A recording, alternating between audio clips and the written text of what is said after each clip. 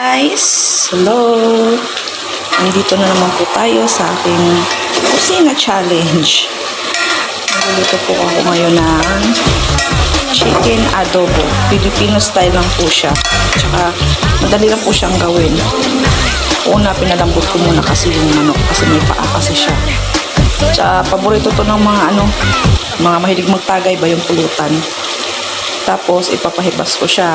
Nilagyan ko na lang siya ng tuyo, suka, paminta, laurel, pinya, tsaka meron din siyang ketchup para po matamis-tamis. Nilagyan ko rin po siya ng unting asukal para po balance po ang kanyang timpla.